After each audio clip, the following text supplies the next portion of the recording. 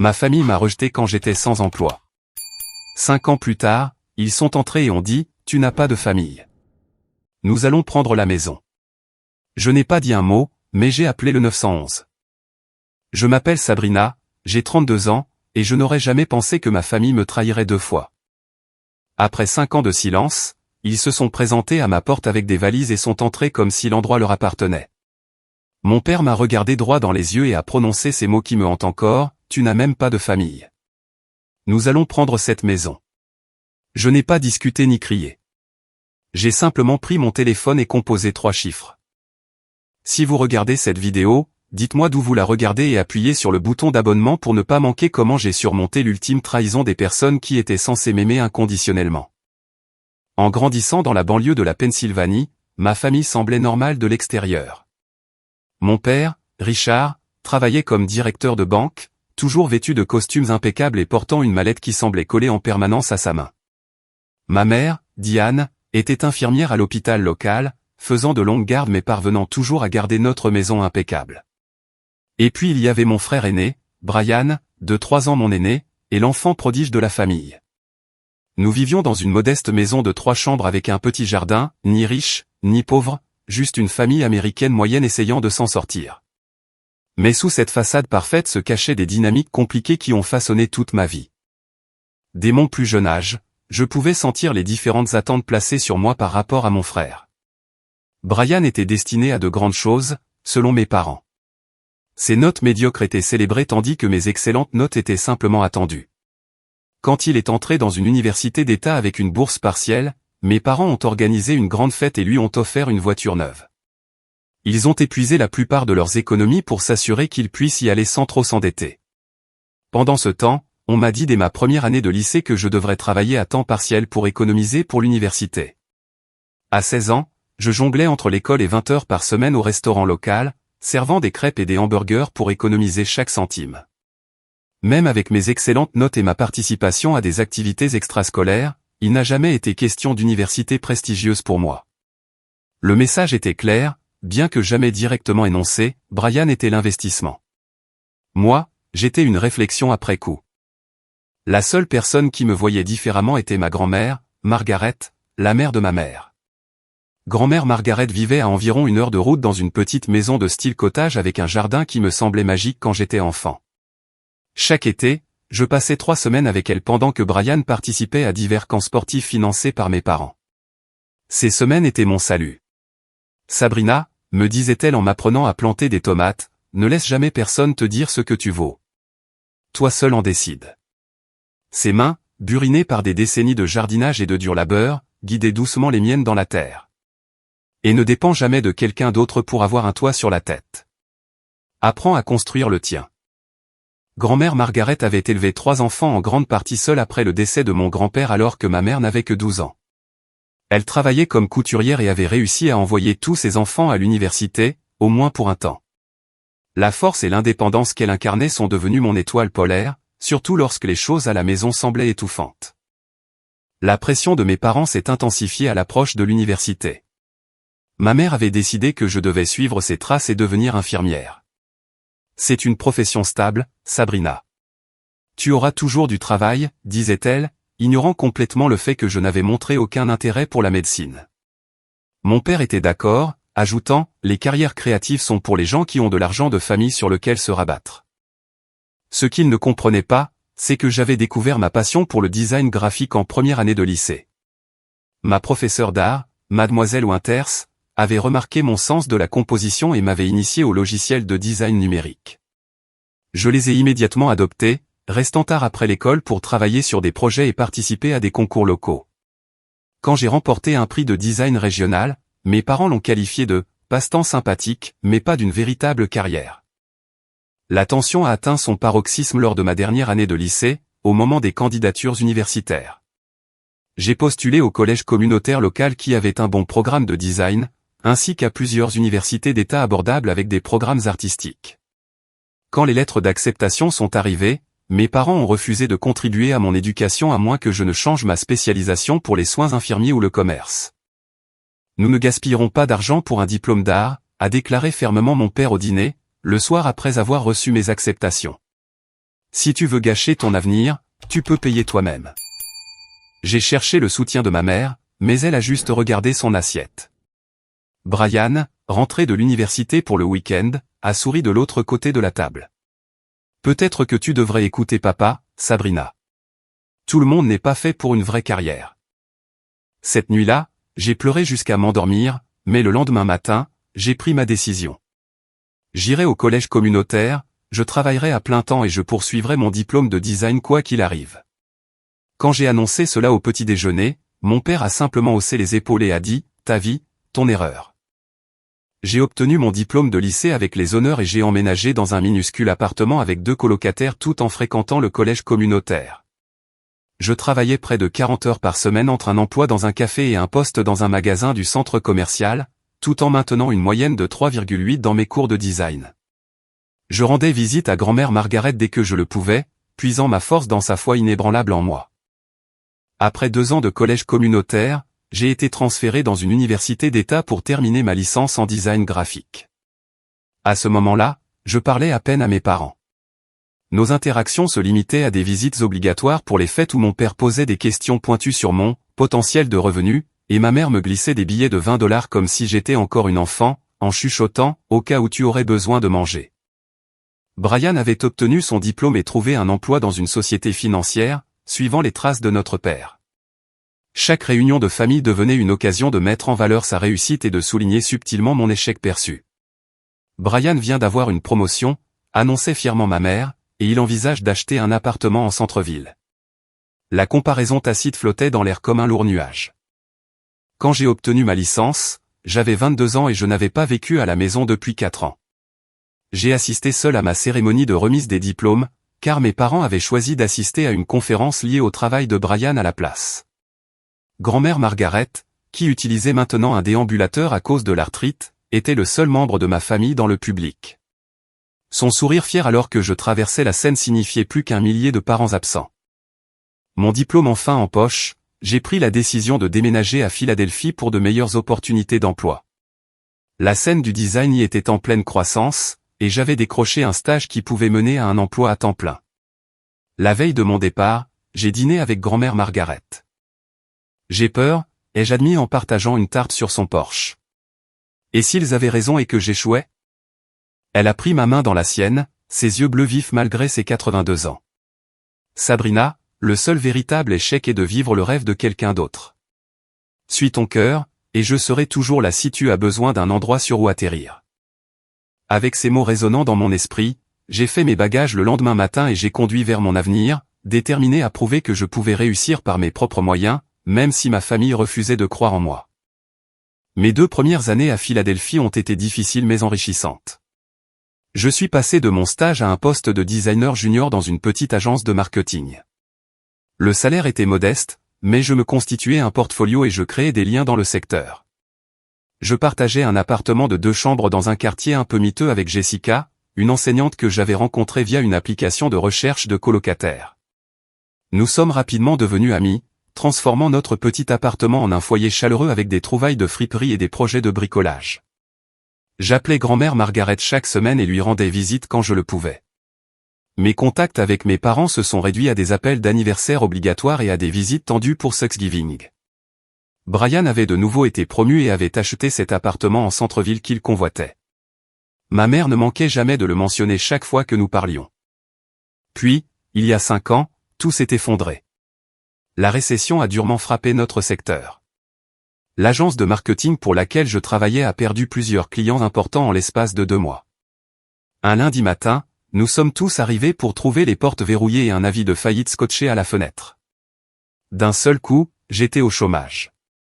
J'ai immédiatement commencé à travailler en freelance, contactant d'anciens clients et postulant à tous les postes de designer que je pouvais trouver. Mais tout le monde réduisait les budgets, et les designers indépendants étaient parmi les premières dépenses supprimées. Mes économies, déjà maigres au départ, ont rapidement diminué alors que je continuais à payer le loyer et à faire les courses. Jessica m'aidait comme elle le pouvait, couvrant les charges et partageant les restes de la salle des professeurs, mais elle n'était guère riche elle-même. Après 3 mois de travail rare et de factures qui s'accumulaient, j'ai reçu un avertissement d'expulsion. J'avais payé une partie du loyer pendant 2 mois, mais la patience du propriétaire était à bout. Jessica allait emménager avec son petit ami le mois suivant, et je n'avais aucun moyen de couvrir le loyer complet seul. La panique s'est installée lorsque j'ai réalisé que j'étais à quelques semaines de me retrouver à la rue. N'ayant personne d'autre vers qui me tourner, j'ai ravalé ma fierté et j'ai appelé mes parents. Le téléphone a sonné 4 fois avant que ma mère ne réponde d'un « Allô » distrait. « Maman, c'est Sabrina », ai-je dit, ma voix tremblant déjà.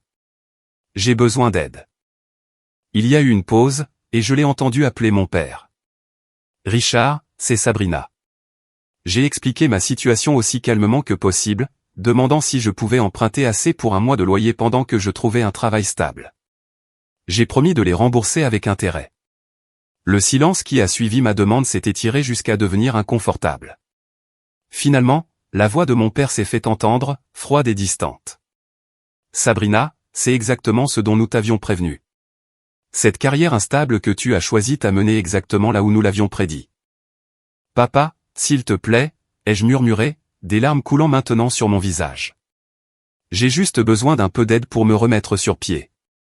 J'ai des entretiens prévus, mais j'ai besoin d'un endroit où vivre. Nous avons aidé Brian avec ses frais de scolarité pour son MBA, a interjeté ma mère. Nous n'avons tout simplement pas de fonds supplémentaires en ce moment.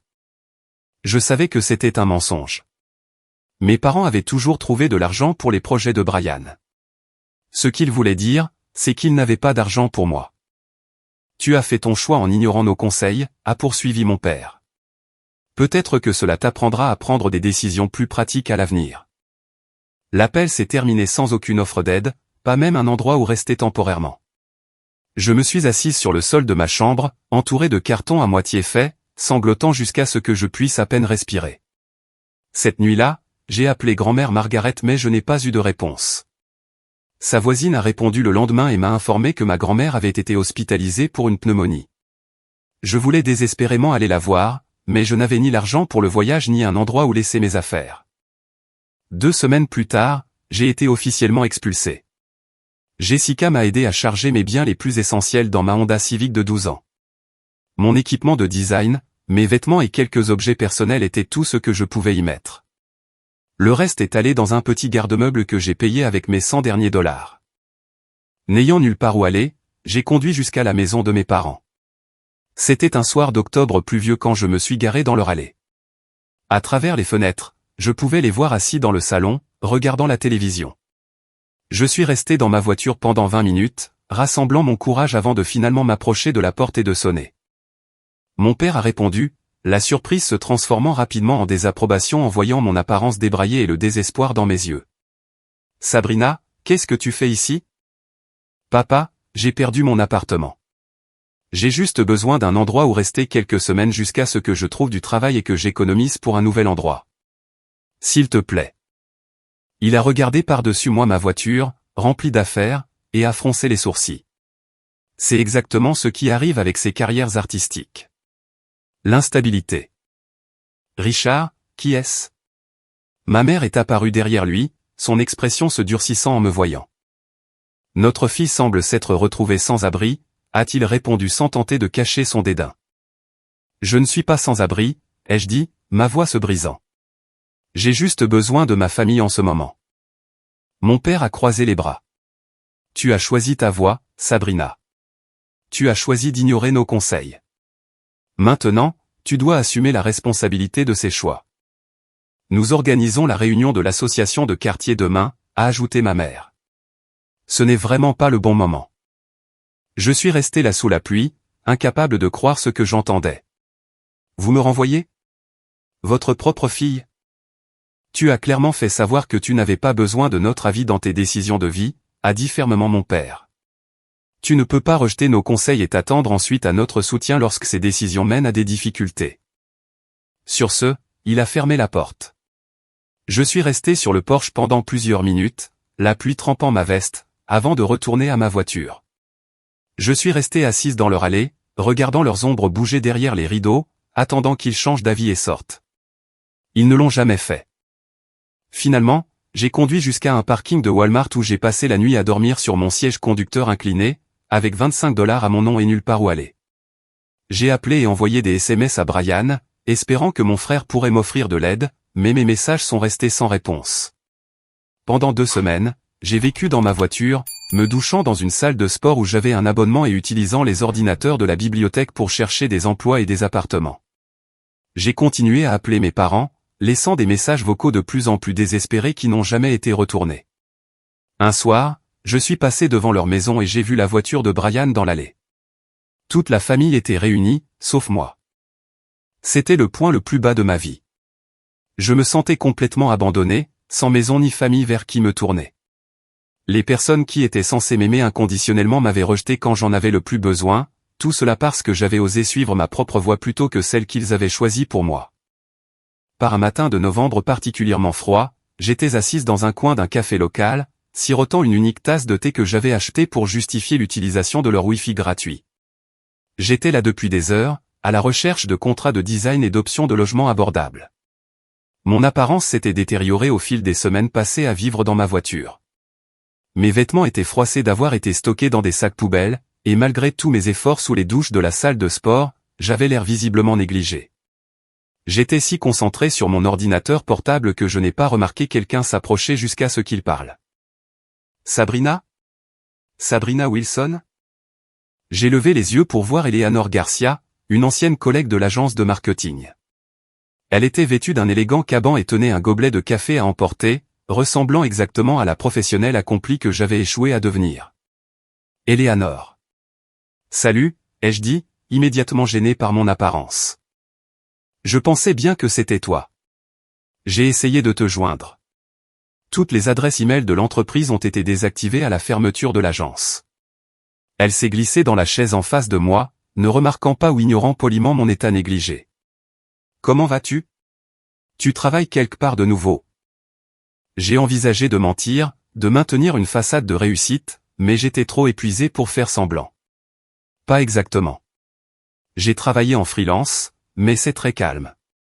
En fait, je suis un peu entre 2 logements en ce moment. L'expression d'Eleanor est passée de la convivialité décontractée à l'inquiétude. Entre 2 logements, comme en matière de logement? J'ai hoché la tête, retenant des larmes d'embarras. Ces derniers mois ont été difficiles. Eleanor s'est penchée en avant, baissant la voix. Sabrina, est-ce que tu vis dans ta voiture? La question directe a brisé le peu de sang-froid qu'il me restait. J'ai de nouveau hoché la tête, incapable de parler alors que les larmes coulaient sur mes joues. Eleanor a immédiatement rapproché sa chaise et a posé une main sur mon bras. Pourquoi n'as-tu contacté personne d'entre nous? Toute l'équipe a pris des nouvelles les uns des autres depuis la fermeture. Je ne voulais pas que quiconque sache à quel point j'échouais, ai-je admis. Tout le monde semblait retomber sur ses pieds. Eleanor a secoué la tête. Crois-moi, tout le monde a eu du mal. J'ai été au chômage pendant 6 semaines avant de trouver quelque chose. Elle a fait une pause, étudiant mon visage. Quand as-tu mangé un vrai repas pour la dernière fois? La question m'a fait réaliser que je ne m'en souvenais pas. J'avais survécu avec des barres de céréales et des articles du menu à $1 des fast-food quand je pouvais me le permettre. Allez, a dit Eleanor en se levant. Range tes affaires. Tu viens avec moi. Avant que je puisse protester, elle m'avait aidé à rassembler mon ordinateur portable et mon sac. Elle m'a conduite à sa voiture, insistant pour que je laisse la mienne temporairement sur le parking du café. 30 minutes plus tard, nous étions assises dans son appartement chaleureux pendant qu'elle préparait des sandwichs et de la soupe. Après avoir mangé, elle m'a montré sa chambre d'amis. Ce n'est pas grand-chose, mais il y a un vrai lit, et c'est à toi aussi longtemps que tu en auras besoin, a-t-elle dit en posant des serviettes propres sur la commode. J'étais submergé par sa gentillesse. Je ne peux pas accepter ça, Eleanor. Nous n'étions que des collègues. Nous étions une équipe, m'a-t-elle corrigé. Et maintenant, nous sommes amis. C'est ce que font les amis. Elle s'est assise sur le bord du lit. D'ailleurs, j'ai peut-être une opportunité de travail pour toi. Eleanor a expliqué que son petit ami, Michael, dirigeait un petit studio de design spécialisé dans le développement web. Ils avaient besoin de quelqu'un pour les aider avec les éléments graphiques et le design d'interface utilisateur. Le salaire était modeste, mais c'était un travail stable. Je ne peux rien promettre, a-t-elle prévenu. Mais je lui en parlerai ce soir. En attendant, prends une douche, dors vraiment, et nous trouverons une solution ensemble. Le lendemain matin, je suis allé avec Eleanor rencontrer Michael. Son studio était petit mais en pleine croissance, et après avoir examiné mon portfolio, il m'a offert un poste sur le champ. C'était un poste de débutant, un pas en arrière par rapport à ma situation précédente, mais c'était un travail avec un salaire régulier. J'ai accepté immédiatement. Cet après-midi-là, Eleanor m'a aidé à récupérer ma voiture et les quelques biens avec lesquels je vivais. Alors que nous organisions la chambre d'amis, mon téléphone a sonné avec un numéro que je ne reconnaissais pas. Est-ce Sabrina Wilson, a demandé une voix inconnue quand j'ai répondu. Oui, c'est bien moi. C'est Nancy Holden, la voisine de votre grand-mère. J'essaie de vous joindre. L'état de votre grand-mère s'est aggravé. Les médecins ne sont pas optimistes. Mon cœur s'est serré. Dans le chaos de ma propre crise, je n'avais pas pu prendre des nouvelles de grand-mère Margaret aussi fréquemment. J'avais laissé des messages au numéro de sa voisine, mais nous avions manqué nos appels respectifs. Elle vous a demandé, a poursuivi Nancy. Je pense que vous devriez venir si vous le pouvez. J'ai expliqué la situation à Eleanor, qui a immédiatement proposé de me conduire les 3 heures jusqu'à la ville de ma grand-mère. Nous partons tout de suite, a-t-elle insisté. Laisse-moi juste appeler Michael pour reporter la réunion de demain. Nous sommes arrivés à l'hôpital juste après 21h ce soir-là. Grand-mère Margaret paraissait si petite dans le lit d'hôpital, connectée à l'oxygène et au moniteur. Ses yeux se sont illuminés quand elle m'a vu, cependant, et elle a tendu une main frêle. Ma Sabrina, a-t-elle murmuré. Je savais que tu viendrais.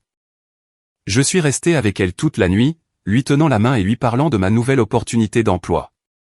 Je ne l'ai pas accablée avec les détails de ma situation de sans-abri ou du rejet de mes parents. Elle était trop faible pour des nouvelles aussi bouleversantes.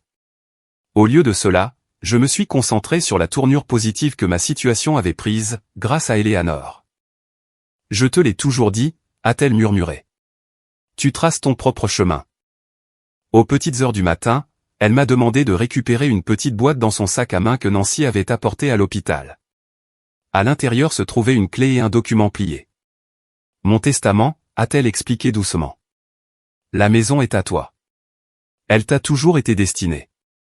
J'ai essayé de protester, de lui dire qu'elle se remettrait et rentrerait chez elle, mais elle a secoué la tête. Écoute maintenant, a-t-elle dit, sa voix étonnamment ferme malgré sa faiblesse. Tu as l'esprit, la force. Brian a tes parents. Toi, tu as besoin de racines. 2 jours plus tard, grand-mère Margaret est décédée paisiblement dans son sommeil, sa main dans la mienne. Malgré mon chagrin, j'ai dû gérer les questions pratiques de son décès. L'hôpital a contacté mes parents, qui sont arrivés pour les arrangements funéraires, l'air convenablement sombre mais largement non impliqué dans les détails. Pendant la lecture du testament, leur attitude a changé radicalement. Grand-mère Margaret m'avait en effet légué son cottage et ses économies, ne laissant que de petits souvenirs à ma mère et à Brian. Le visage de mon père s'est assombri de colère, et ma mère a fondu en larmes. Mère t'a toujours préféré, m'a-t-elle accusé après le départ de l'avocat. Même si tu lui as à peine rendu visite ces dernières années. Je n'avais pas l'énergie d'expliquer que des contraintes financières, et non un manque d'affection, avaient limité mes visites. Au lieu de cela, j'ai remercié l'avocat, récupéré les clés de la maison de ma grand-mère et commencé le processus d'emménagement dans mon héritage inattendu. Le cottage avait besoin de travaux. Il avait été bien entretenu mais reflétait les 85 ans de ma grand-mère dans son décor et ses appareils. Pourtant, il était à moi. Une maison que personne ne pouvait me prendre. Eleanor m'a aidé à emménager, apportant des produits de première nécessité de son appartement et passant un week-end à m'aider à nettoyer. Elle a une bonne ossature, a-t-elle déclaré alors que nous frottions la cuisine, et une lumière naturelle incroyable pour un bureau à domicile. Pour la première fois depuis des mois, je me suis endormi en me sentant en sécurité et avec un sentiment de possibilité. Dans le jardin de ma grand-mère, maintenant envahi par la végétation mais toujours magnifique, je pouvais presque entendre sa voix. Tu construis ton propre abri, Sabrina. Tu en as toujours été capable. Avec un toit solidement sur ma tête et un emploi stable que je pouvais exercer à distance, j'ai commencé le processus de reconstruction de ma vie. J'ai transformé la petite pièce avant du cottage en bureau à domicile, investissant dans un nouveau bureau et l'équipement de design dont j'avais besoin. Michael était satisfait de mon travail et a progressivement augmenté mes responsabilités et mon salaire à mesure que je faisais mes preuves. Le cottage lui-même est devenu mon projet passion. J'ai abordé une pièce à la fois, peignant, remplaçant les luminaires et modernisant soigneusement tout en conservant le caractère que grand-mère Margaret avait aimé. Le jardin, qui avait été sa fierté et sa joie, est devenu ma thérapie du week-end. Je ne connaissais rien aux plantes au début, mais j'ai acheté des livres, regardé des vidéos et, lentement, j'ai redonné vie aux parterres envahis par la végétation. Vivre dans une petite ville après des années en ville a nécessité une adaptation. Au début, je suis resté seul, encore à vivre du rejet de ma famille et méfiante à l'idée de nouer de nouvelles relations. Mais les petites villes ont une façon de vous attirer, que vous le vouliez ou non.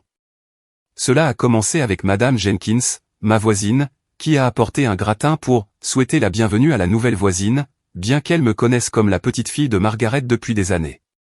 Puis il y a eu Tom de la quincaillerie, qui a commencé à mettre de côté des poignées de porte vintage qu'il pensait correspondre au caractère du cottage.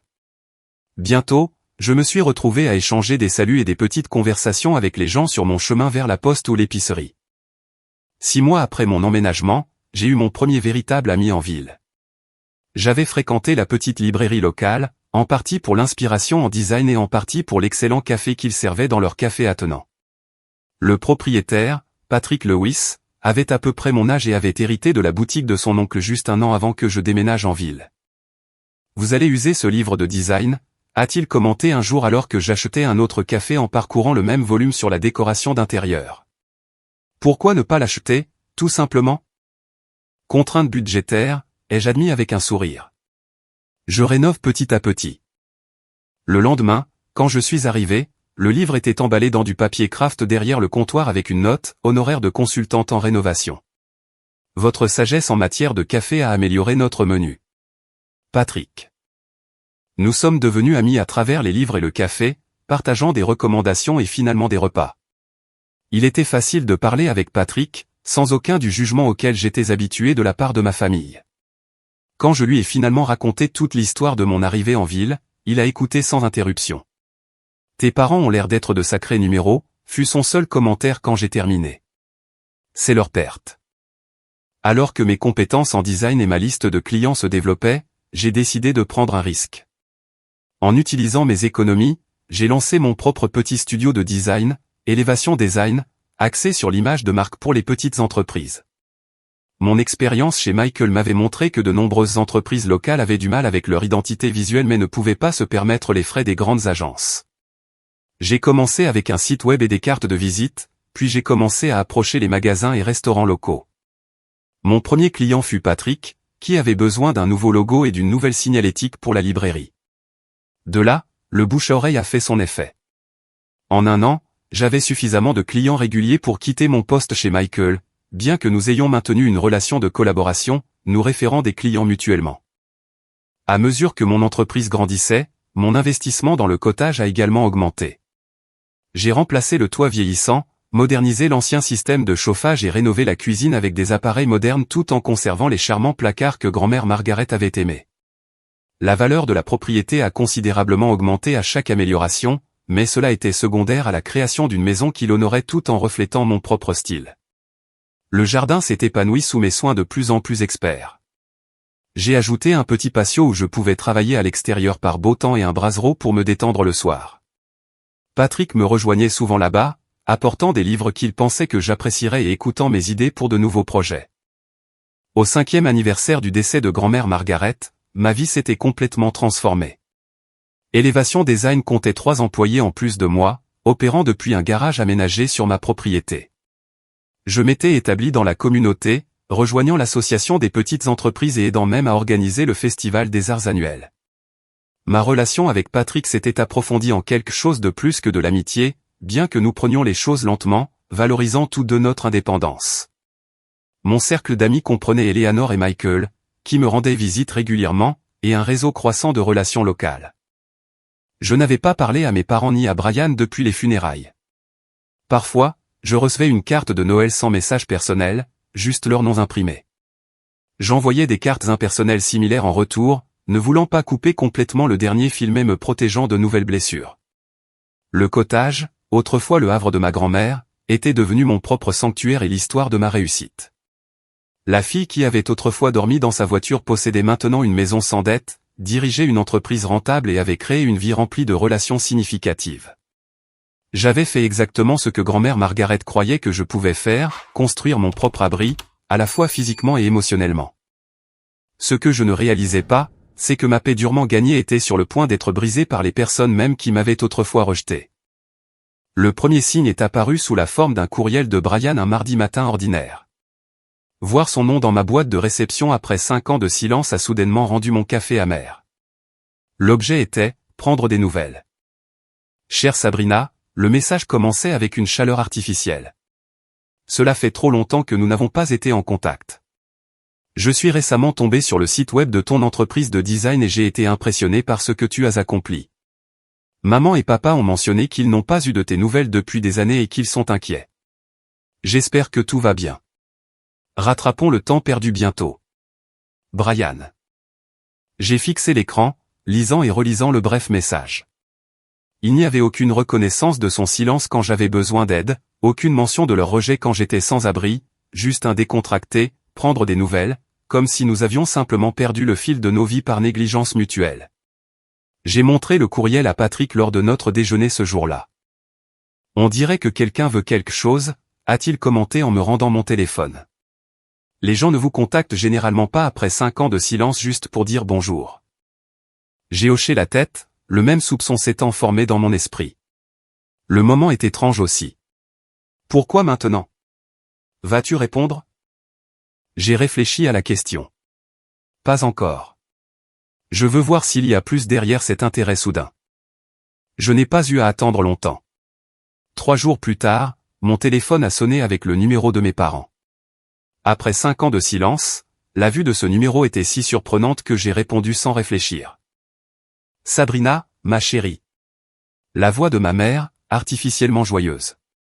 C'est si bon d'entendre enfin ta voix. Maman, ai-je répondu d'un ton neutre. C'est inattendu. Eh bien, nous avons beaucoup pensé à toi ces derniers temps. Brian a mentionné qu'il t'avait contacté et n'avait pas eu de réponse. Nous étions inquiets. J'ai été occupé, ai-je dit. Gérer mon entreprise prend beaucoup de temps. Oui, nous avons vu ton site web. Très impressionnant, ma chérie. Ton père et moi disions justement à quel point nous sommes fiers de ce que tu as accompli. Les éloges sonnaient creux après des années de critiques et d'abandon. Ma mère a continué avant que je puisse répondre. Quoi qu'il en soit, nous nous sentons mal à propos des malentendus du passé.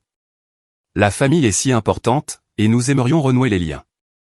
Peut-être pourrions-nous venir te rendre visite bientôt. Des malentendus, ai-je répété, incapable de cacher le tranchant dans ma voix. C'est comme ça que vous appelez le fait de renvoyer votre fille quand elle était sans abri? Il y a eu une pause avant que ma mère ne reprenne la parole, sa voix plus basse. Nous avons tous fait des erreurs, Sabrina. Nous traversions nous-mêmes une période difficile. Mais c'est du passé. Nous devrions nous concentrer sur la reconstruction de notre relation maintenant.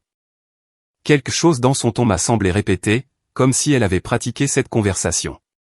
J'ai accepté de réfléchir à une visite sans m'engager sur des dates, puis j'ai mis fin à l'appel aussi rapidement que possible.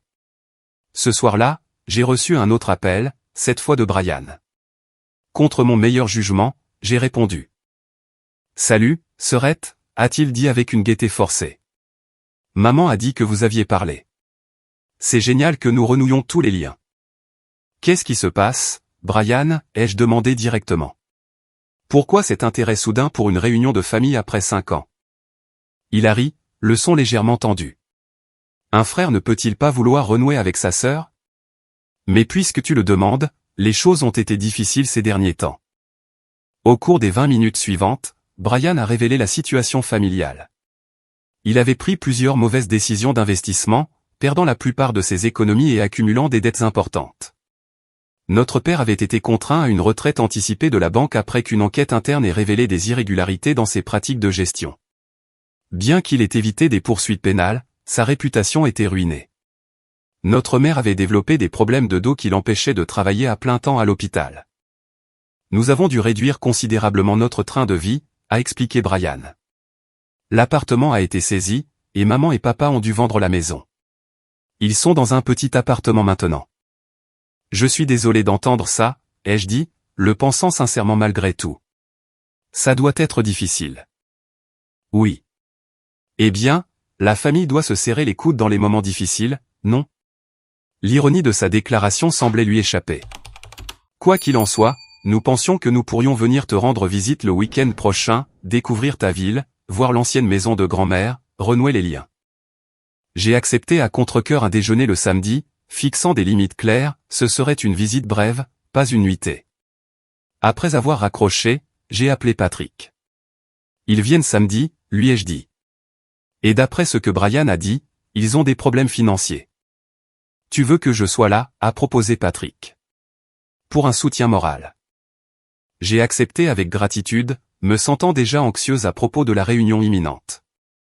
Ce samedi-là, ma famille est arrivée précisément à midi.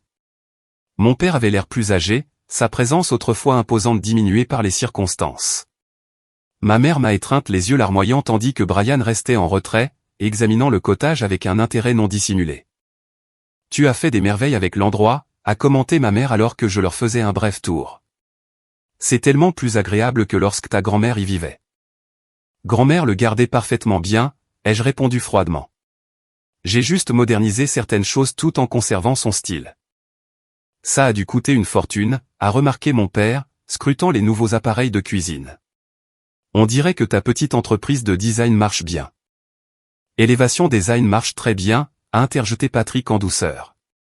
Sabrina a des clients dans 3 États maintenant. Les yeux de mon père se sont légèrement plissés à la présence de Patrick, ne s'attendant clairement pas à ce que j'ai du renfort. Et vous êtes? Patrick Lewis. Je possède la librairie en ville et je connais Sabrina depuis qu'elle a emménagé ici. Le déjeuner fut une affaire tendue, mes parents et Brian alternant entre les compliments sur la maison et la mise en évidence subtile de leurs difficultés actuelles. Ma mère a mentionné leur appartement exigu 3 fois. Brian a parlé du marché du travail qui était impossible, malgré ses qualifications. Alors qu'il se préparait à partir, Brian a demandé à utiliser les toilettes. Il est parti pendant un temps inhabituellement long, et à son retour, j'ai remarqué son téléphone à la main. On capte bien ici, a-t-il commenté nonchalamment. Le cottage a vraiment une bonne structure. Un bon investissement immobilier. Après leur départ, Patrick m'a aidé à nettoyer. Eh bien, c'était gênant, a-t-il dit en chargeant le lave-vaisselle. As-tu remarqué que ton frère prenait des photos de chaque pièce? J'ai hoché la tête, un sentiment de malaise dans l'estomac. Et mon père qui posait des questions sur les prix de l'immobilier dans la région, et ma mère qui commentait l'espace qu'il y a pour une seule personne. Il prépare quelque chose, a dit Patrick, énonçant ce que nous savions tous les deux. Sois prudente, Sabrina. La semaine suivante a été marquée par des appels quotidiens de ma famille. Ma mère voulait des recettes que j'avais servies au déjeuner. Mon père avait des questions sur le système de chauffage. Brian se demandait si j'avais l'acte de propriété original de grand-mère Margaret. Chaque conversation ressemblait à une sonde, testant les vulnérabilités. La vérité est devenue claire lors de leur deuxième visite 2 semaines plus tard. Alors que nous étions assis dans le jardin, mon père a abordé le sujet directement. Sabrina, ta mère et moi avons réfléchi. Cette maison à 3 chambres, et tu n'es qu'une seule personne. Nous avons du mal dans ce petit appartement.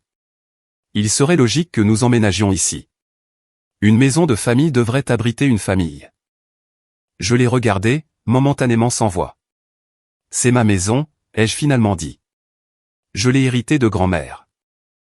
Oui, mais elle voulait sûrement qu'elle profite à toute la famille, a interjeté ma mère.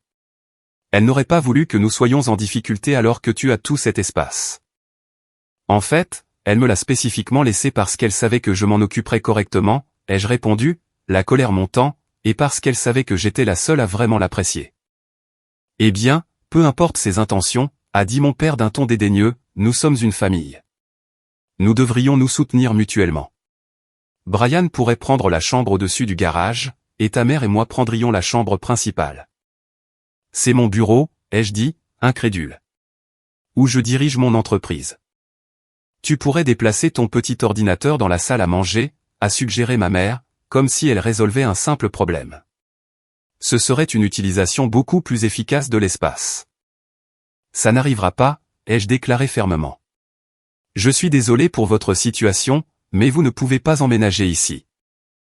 La conversation s'est envenimée à partir de là, mon père devenant de plus en plus insistant et ma mère alternant entre la culpabilisation et les commentaires passifs-agressifs. Brian est resté étrangement silencieux, tapant sur son téléphone tout au long de la dispute. Après leur départ, j'ai immédiatement appelé mon avocat, le même qui avait géré le testament de grand-mère Margaret. J'ai expliqué la situation et lui ai demandé de vérifier tous les documents relatifs à ma propriété. Tout est en ordre, m'a-t-il assuré. La maison est uniquement à votre nom. Ils n'ont aucun droit légal sur elle. Malgré cette assurance, j'ai suivi la suggestion de Patrick et j'ai installé des caméras de sécurité couvrant les entrées de la maison et de la propriété. Quelque chose me disait que cette confrontation était loin d'être terminée. 3 semaines après la visite inconfortable, je devais assister à une conférence sur le design à Boston. C'était une occasion importante de rencontrer des clients potentiels et de me renseigner sur les évolutions du secteur. Patrick a proposé de surveiller la maison pendant mon absence, mais il avait la librairie à gérer et ne pouvait passer que de temps en temps. La conférence a duré 3 jours. Le deuxième soir, alors que je réseautais lors d'une réception, j'ai reçu un texto de ma voisine, Madame Jenkins, je pensais que tu étais absente jusqu'à demain. J'ai vu des lumières allumées dans ta maison et des gens qui bougeaient à l'intérieur. Tout va bien? Mon cœur s'est emballé et je l'ai appelé immédiatement. Madame Jenkins, je suis toujours à Boston. Il ne devrait y avoir personne dans ma maison. Oh, mon Dieu, a-t-elle répondu, l'inquiétude évidente dans sa voix. Dois-je appeler la police? Non, laissez-moi d'abord vérifier mes caméras de sécurité, ai-je dit, essayant de rester calme. Je vous rappelle tout de suite.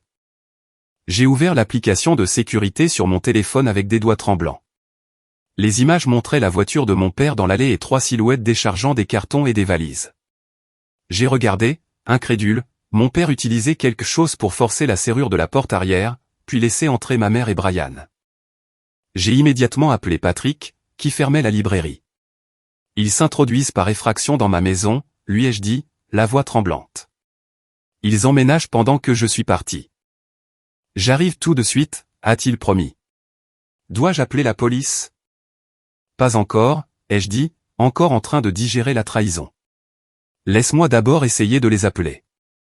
J'ai appelé le portable de mon père, regardant sur la caméra comment il vérifiait l'écran, puis décliné l'appel. J'ai essayé ma mère et Brian avec le même résultat. Finalement, j'ai appelé la ligne fixe que j'avais installée dans le cottage. Après plusieurs sonneries, Brian a répondu. Allô, résidence Wilson, a-t-il dit nonchalamment, comme s'il était chez lui. Brian, qu'est-ce que vous fichez dans ma maison, ai-je exigé. Il y a eu une pause, puis un soupir. Sabrina, nous allions t'appeler demain. Nous sommes juste en train de nous installer. Vous installer?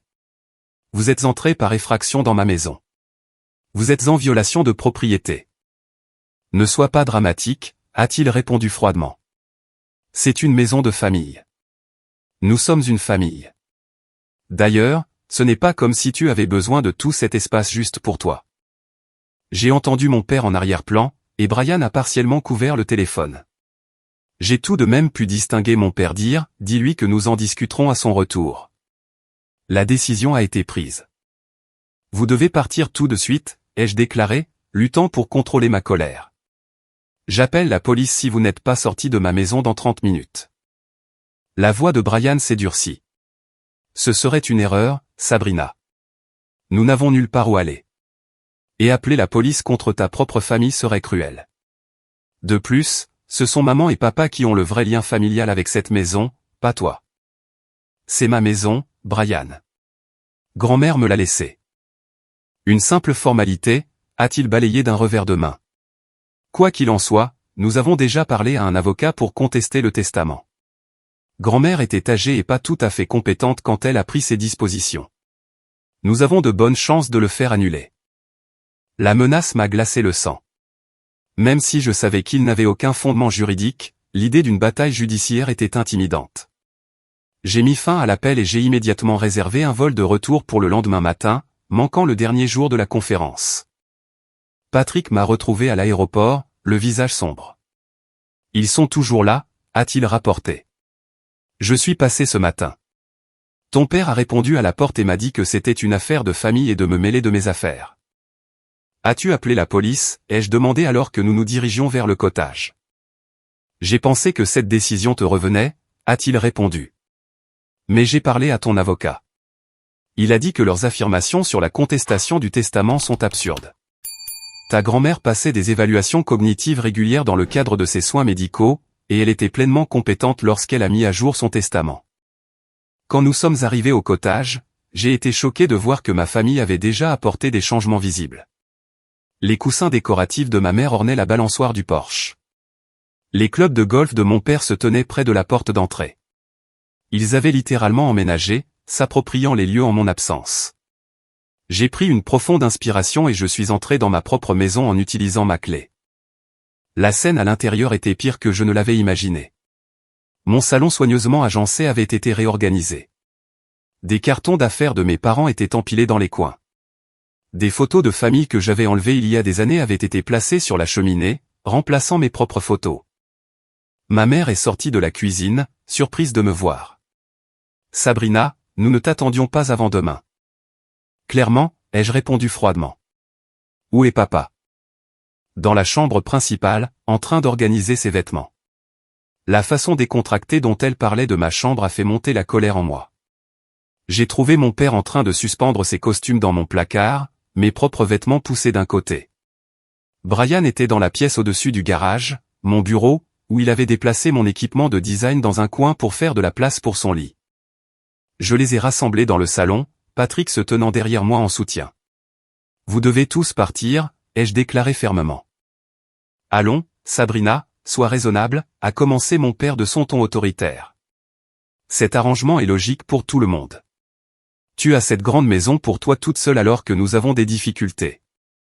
Une situation que vous avez vous-même créée, ai-je souligné, et qui n'a absolument rien à voir avec le fait que je sois propriétaire de ma maison. Tu n'as même pas de vraie famille, a dit ma mère avec un venin surprenant. Pas de mari, pas d'enfant, juste toi et ta petite entreprise. Nous avons plus besoin de cette maison que toi. Ce n'est pas comme ça que fonctionne la propriété, a interjeté Patrick. Mon père s'est tourné vers lui avec un regard furieux.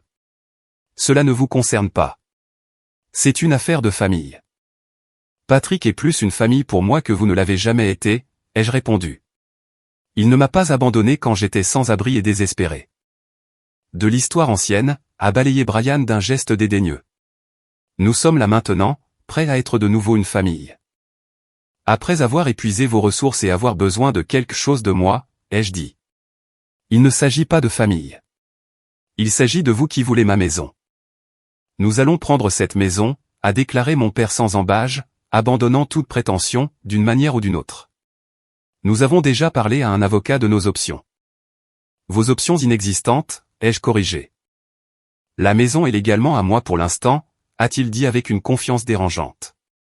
Mais nous avons des preuves documentées du déclin de l'état mental de notre grand-mère, et en tant que ses descendants directs, nous avons de solides arguments pour un héritage légitime. Je savais qu'il bluffait, mais la confrontation était allée assez loin. Sans un mot de plus, j'ai sorti mon téléphone et j'ai composé le 911. Qu'est-ce que tu fais, a exigé ma mère, ses yeux s'écarquillant. J'appelle la police pour signaler des intrus dans ma maison, ai-je répondu calmement. Nous ne sommes pas des intrus. Nous sommes ta famille, a-t-elle crié. La famille ne s'introduit pas par effraction dans les maisons des uns et des autres, ai-je dit alors que le répartiteur répondait. J'ai signalé la situation, donnant mon adresse et expliquant que des personnes étaient entrées dans ma maison sans permission et refusaient de partir. Mon père s'est jeté sur le téléphone, mais Patrick s'est interposé entre nous. N'aggrave pas les choses, a-t-il prévenu mon père. Les 15 minutes qu'il a fallu à la police pour arriver furent tendues et silencieuses. Lorsque 2 officiers ont frappé à la porte, j'ai répondu et expliqué la situation, leur montrant ma pièce d'identité avec l'adresse du cottage et l'acte de propriété. Ces personnes sont entrées dans ma maison sans permission pendant mon absence, ai-je expliqué. Ils ont endommagé la serrure de ma porte arrière pour entrer et ont refusé de partir. Mon père a tenté de faire valoir qu'il s'agissait d'un désaccord familial et non d'une affaire de police, mais les officiers ont été clairs. Monsieur, si vous n'avez pas de résidence légale ici et que la propriétaire veut que vous partiez, vous devez partir, a déclaré fermement l'officier plus âgé. Sinon, vous serez arrêté pour violation de propriété. C'est ridicule. C'est ma fille, a protesté mon père. Cela ne vous donne pas le droit d'entrer sur sa propriété sans permission, a répondu l'officier. Vous avez 30 minutes pour rassembler vos effets personnels immédiats. Tout le reste pourra être récupéré à une date ultérieure. Alors qu'ils rassemblaient leurs affaires sous la surveillance de la police, ma mère s'est approchée de moi, les larmes aux yeux. Comment as-tu pu faire ça à tes propres parents? Je l'ai regardé droit dans les yeux. De la même manière que vous avez pu renvoyer votre fille quand elle n'avait nulle part où aller. Les images de sécurité de leur effraction ont été fournies à la police, qui m'a conseillé sur l'obtention d'une ordonnance restrictive. Mon avocat a déposé les documents le lendemain, et en une semaine, une ordonnance temporaire a été accordée, empêchant ma famille de s'approcher de ma propriété. En regardant la police escorter ma famille hors de ma maison, j'ai ressenti un mélange complexe d'émotions. Il y avait de la douleur face à la profondeur de leur trahison, de la colère face à leur sentiment de droit, mais surtout un sentiment de juste validation. Pour la première fois, j'avais tenu tête à leur manipulation et à leur abus émotionnel. Cette nuit-là, après avoir sécurisé la maison avec de nouvelles serrures, je me suis assise avec Patrick sur la balançoire du Porsche que ma grand-mère avait aimé. Tu as fait ce qu'il fallait, m'a-t-il assuré, son bras autour de mes épaules. Je sais, ai-je répondu en regardant les étoiles apparaître dans le ciel du soir. Ça n'aurait juste pas dû en arriver là. Les suites judiciaires de la tentative de prise de contrôle de ma famille ont duré plusieurs mois. L'ordonnance restrictive temporaire est devenue permanente lorsque des preuves de leur plan prémédité ont émergé. Des messages textes récupérés sur le téléphone de Brian ont révélé leur stratagème pour emménager en mon absence et invoquer la détresse émotionnelle si j'essayais de les expulser. Leur bluff sur la contestation du testament s'est avéré totalement infondé lorsque mon avocat a présenté les dossiers médicaux de grand-mère Margaret confirmant son bon état mental. Mon père et Brian ont fait face à des accusations pénales mineures pour l'effraction, ce qui a abouti à une probation et à des travaux d'intérêt général. Tout au long de la procédure, ils ont maintenu qu'ils n'avaient rien fait de mal, que la propriété familiale devait être partagée. Ma mère, cependant, a commencé à montrer des signes de regret à mesure que les conséquences de leurs actions devenaient claires. 3 semaines après l'audience, j'ai reçu une lettre manuscrite de sa part. Contrairement au ton défensif et arrogant qu'ils avaient tous adopté auparavant, ces mots semblaient sincèrement pleins de remords. Je n'attends pas de pardon, écrivait-elle. Mais j'ai besoin que tu saches que je vois maintenant à quel point nous t'avons terriblement fait défaut. Pas seulement dans ces événements récents, mais tout au long de ta vie. Ton père et Brian sont toujours en colère, mais je ne peux pas continuer à prétendre que ce que nous avons fait était justifié. Quand tu avais le plus besoin de nous, nous t'avons tourné le dos. Il n'y a aucune excuse pour cela. La lettre a suscité des sentiments compliqués. Une partie de moi voulait croire en son remords, tandis qu'une autre restait méfiante face à une nouvelle manipulation. Après mûre réflexion, j'ai répondu par une brève lettre courtoise, reconnaissant ses excuses sans offrir de réconciliation immédiate. La confiance, une fois si profondément brisée, ne pouvait pas être rapidement reconstruite. L'expérience a laissé des cicatrices émotionnelles qui ont nécessité une aide professionnelle pour être traitées. J'ai commencé à voir un thérapeute spécialisé dans les traumatismes familiaux, rejoignant un groupe de soutien pour les personnes ayant des relations familiales toxiques. Les histoires partagées par d'autres qui avaient vécu des trahisons similaires m'ont aidé à comprendre que ma situation n'était pas unique et que fixer des limites n'était pas seulement acceptable mais nécessaire pour guérir.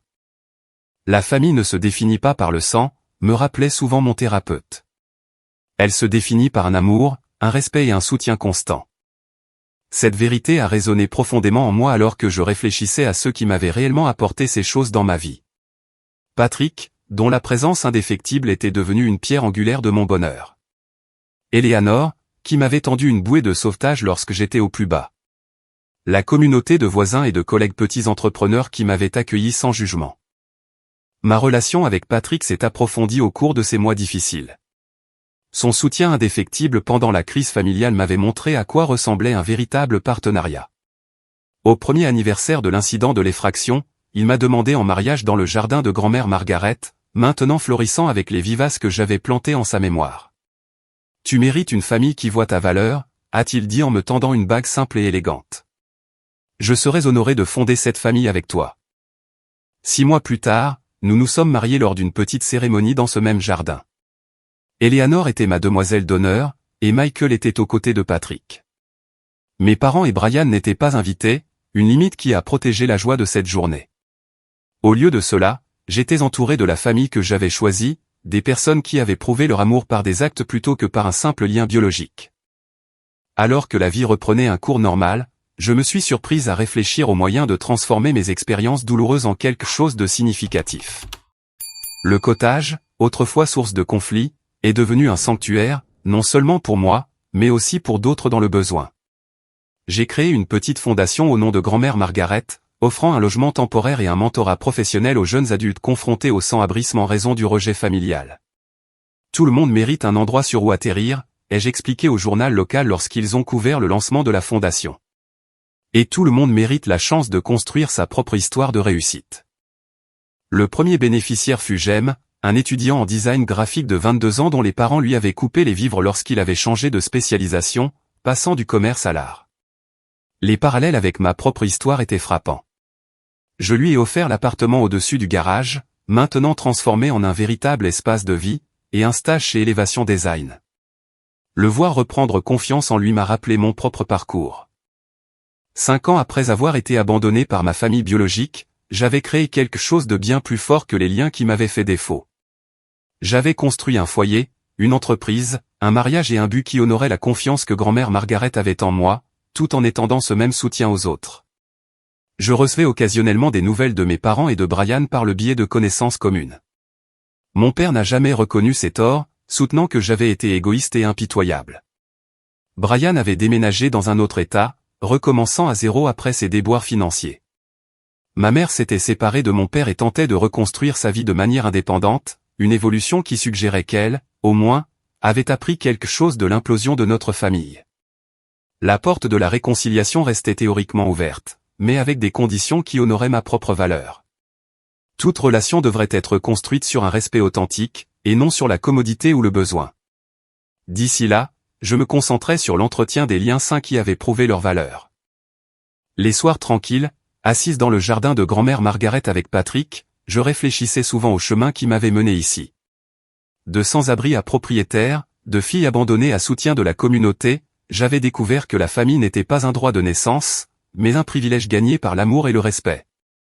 J'ai dû apprendre que ne pas avoir de famille vaut mieux qu'en avoir une qui vous fait du mal, ai-je dit au groupe de soutien lors de ma dernière séance, et que créer sa propre famille de cœur n'est pas seulement possible, mais souvent plus épanouissant que de maintenir des liens de sang toxiques.